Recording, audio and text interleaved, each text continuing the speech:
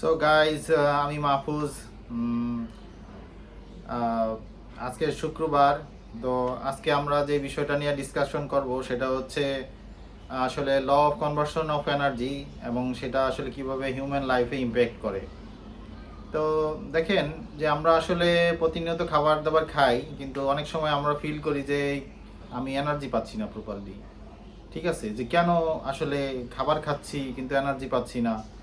হ্যাঁ, তা আমাদের সবাই এক্সপেকটেশন থাকে যে খাবার খাইলে আমরা প্রপার এনার্জি পাবো এবং আমাদের কাজগুলো করতে পারবো। কিন্তু বাস্তবতা বা সায়েন্স বিহাইন্ড এটা বলে না যে শুধু খাবার খাইলে আপনার শরীরে এনার্জিটা পাচ্ছেন আর কি। তো এর ব্যাকএন্ডে যে সায়েন্সটা, সেটা যদি আমরা আসলে ভালো করে বুঝি, তাহলে আমরা প্রপারলি আমাদের শরীরের যে এনার্জিটা সেটা প্রপারলি আমরা কাজে লাগাইতে পারি। তো বিষয়টা নিয়ে আসলে আমি নিজে অনেকদিন রিসার্চ করেছি, যে আমি নিজেই দেখতেছি যে আমি খাচ্ছি কিন্তু আমার ওয়ার্কেবল এনার্জি আমি পাচ্ছি না। তো বিষয়টা রিসার্চ করতে করতে একটা স্টেজে আমি বেশ কিছু জিনিস আইডেন্টিফাই করলাম। সেই বিষয়গুলাই আসলে আপনাদের সাথে শেয়ার করা। তো সেখানে যে জিনিসটা আসলে মেইন আউটকাম আমি দেখলাম, যে আসলে এনার্জিটা আসলে বডিতে কি আসলে, সেখানে দেখা গেল যে যে বডির এনার্জিটাকে বলে এটিপি কারেন্সি, মানে এনার্জি কারেন্সিটা যেটা সেটাকে বলে এটিপি। এটা আসলে থ্রি ফসফেটের একটা কম্বিনেশন। এই জিনিসটাই হচ্ছে বডির মূল এনার্জি। এটা যত বেশি আমাদের বডিতে থাকে আমরা তত বেশি এনার্জি ফিল করি। তো এখন এইটা হচ্ছে আমাদের আউটকাম, যে আসলে এটিপি বেশি বেশি থাকা বলি। তো কিভাবে আমরা এই এটিপি বেশি বেশি প্রডিউস করতে পারি, সেটাই কিন্তু মেইন অবজেক্টিভ। আর আমাদের যদি ইনপুট বলি, তাহলে ইনপুট হিসেবে আমরা কি দিচ্ছি, আমরা যেটা জানি সেটা হচ্ছে যে খাবার। খাবারের মধ্যে সায়েন্স যেটা বলে যে এখানে আসলে কেমিক্যাল এনার্জি থাকে। তো এই কেমিক্যাল এনার্জিগুলোর বিভিন্ন ফর্ম আছে।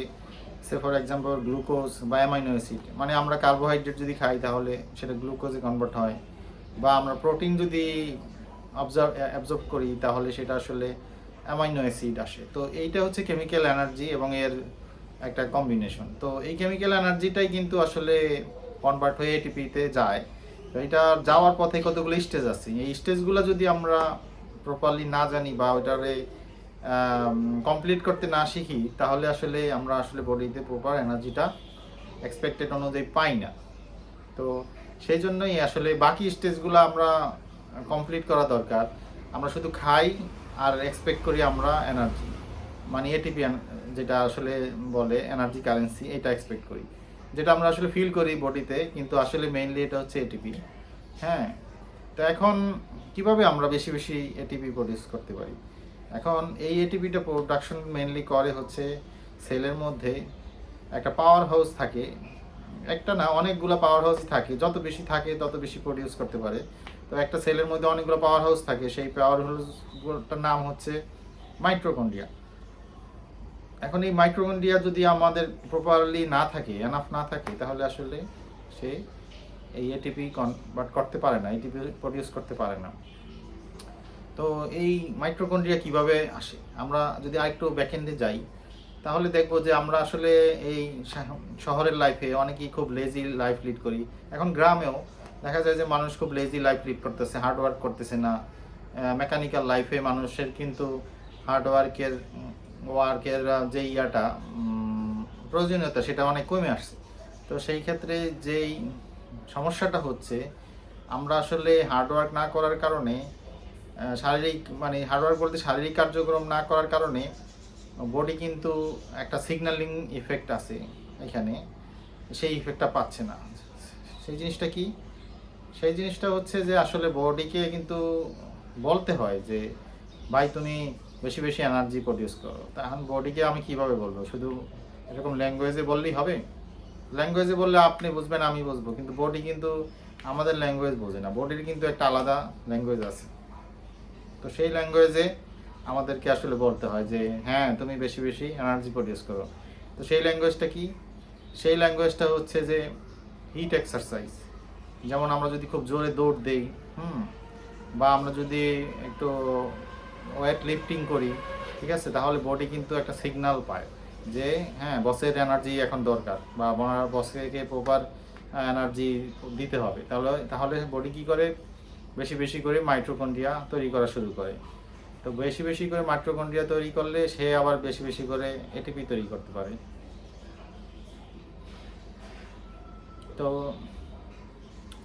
এই ক্ষেত্রে যেটা সিগন্যাল ইফেক্টের মাধ্যমে কিন্তু আমরা মাইটোকন্ড্রিয়ার বিষয়টা বলতেছি। তা এখন আমরা তো ইনপুট হিসাবে জানি যে আমরা খাবারটা দিলাম, এটা একটা কেমিক্যাল এনার্জি। তো এটা এখন মাইটোকন্ড্রিয়া কনভার্ট করে এটিপিতে কনভার্ট করবে, এটাই তো আমরা এক্সপেক্ট করি, তাই না?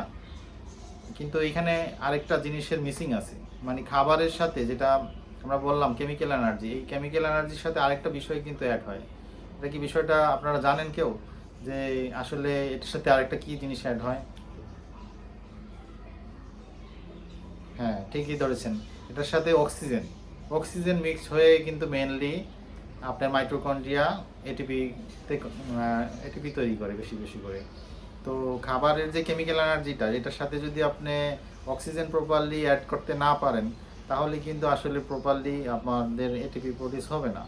তো পর্যাপ্ত এটিপি প্রডিউস না হলে আমরা এনার্জি পাবো না। তো আমাকে কিন্তু অক্সিজেনের প্রপার সরবরাহ নিশ্চিত করতে হবে। তা আমরা স্বাভাবিকভাবে মনে করি কি আমরা নাক দিয়ে শ্বাস নিচ্ছি রেগুলার, প্রতিদিন 20,000 বারের মতো আমরা অক্সিজেন নিচ্ছি, এনাফ হয়ে যাচ্ছে, কিন্তু আসলে দেখা যায় যে হচ্ছে না। এটার কয়েকটা কারণ থাকে। একটা হচ্ছে যে আমাদের আসলে শহরের লাইফে প্রপার অক্সিজেন আমাদের বাতাসে থাকেও না, এখানে অনেক রকমের সমস্যা থাকে। আবার আমরা শ্বাসের ব্যায়াম যদি করতাম সকালে পার্কে গিয়ে, সেখান থেকে আমরা কিন্তু একটা ফ্রেশ এয়ার পাইতাম, সেটাও আমরা করি না। আবার শ্বাসের ব্যায়ামটা কীভাবে করতে হয় সেটাও আমরা ভালো করে জানি না, যেই কারণে আসলে আমরা এই অক্সিজেনটা প্রপারলি গ্রোথের সাপ্লাই দিতে পারতেছি না। আমরা শ্বাসের মাধ্যমে যেটা নর্মালি আসতেছে সেটার উপরে ভরসা করতেছি। তো এইখানে তাহলে আমরা আসলে কয়েকটা স্টেজ দেখলাম যে এনার্জিটা আসলে কিভাবে কনভার্ট হচ্ছে from chemical energy to ATP, that means food থেকে এনার্জি। তার মানে এখানে একটা কনভার্সন হচ্ছে।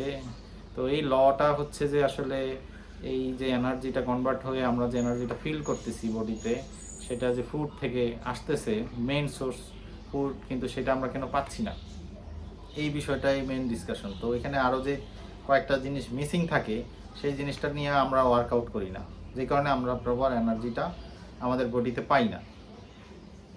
তো সেই দৃষ্টিকোণ থেকেই আমরা যদি দেখি যে আমরা আসলে কি কি জিনিস লার্ন করলাম, এখানে দেখলাম যে আমাদের ফুড আছে, ফুডের সাথে আমাদের অক্সিজেন আছে, অক্সিজেনের সাথে একটা বডিকে একটা কমিউনিকেশন আছে, একটা সিগন্যাল আছে। এই কয়েকটা জিনিসের কম্বিনেশনেই কিন্তু আমার এনার্জিটা হচ্ছে। তো এখানে এটা হচ্ছে নর্মাল প্রসেস। এখানে আরও কিছু সায়েন্স থাকে, যেমন ইনসুলিন। আমার যদি ইনসুলিন রেজিস্ট্যান্স থাকে তো বডি কিন্তু তালা মারা থাকে, সে প্রপারলি সেলের মধ্যে করতে পারে না, কি বলে, এনার্জিটা পাস করতে পারে না। তো ওইখানে হয়তো কিছু মেডিকেল ট্রিটমেন্ট দরকার আছে। ওইটা হচ্ছে আলাদা একটা চ্যাপ্টার, যাদের বডিতে আলাদা কমপ্লিসিটি আছে বা মেডিকেল ট্রিটমেন্ট দরকার। তো সেই ক্ষেত্রে ভিন্ন একটা অ্যাসপেক্ট থাকে, কিন্তু ইন জেনারেল আমরা যদি সাধারণ মানুষরা আছে, আমরা যদি প্রপার এনার্জিটা আমাদের শরীরে ধরে রাখতে চাই এবং আমাদের অবজেক্টিভে আমরা আগে যেতে চাই, তাহলে আমাদের এই এনার্জিটা আসলে প্রতিনিয়ত দরকার। এবং সেই দরকারি জিনিসটাকে আমরা কিন্তু কাজে লাগাইতে পারতেছি না ডিউ টু আমাদের মানে নলেজের ঘাটতি। এই নলেজের ঘাটতিগুলোকে আমরা পূরণ করার জন্যই আমি আজকে এই ভিডিওটা আপনাদের সাথে শেয়ার করলাম, যে যাতে করে আমি যে বিষয়টা শিখলাম বা জানলাম সেই বিষয়টাও আপনারা সবাই জানতে পারলেন, শিখতে পারলেন, এবং নিজের লাইফে যদি কেউ অ্যাপ্লাই করে নিজের লাইফটাকে প্রপার অবজেক্টিভের দিকে, প্রপার গোল বা পারপাসের দিকে নিতে পারেন, সেটাই হচ্ছে আমার জন্য খুবই আশাব্যঞ্জক বিষয়, বা আমার কষ্টটা সফল হবে যদি আপনারা এই ভিডিও থেকে উপকৃত হন এবং সবাই যদি বিষয়টা বুঝতে পারেন এবং কাজে লাগাইতে পারেন। আশা করি সবাই বুঝতে পারছেন বিষয়টা। তো আজকে এই পর্যন্তই, সবাইকে ধন্যবাদ। নেক্সট ভিডিও দেখার আগ পর্যন্ত আল্লাহ হাফেজ।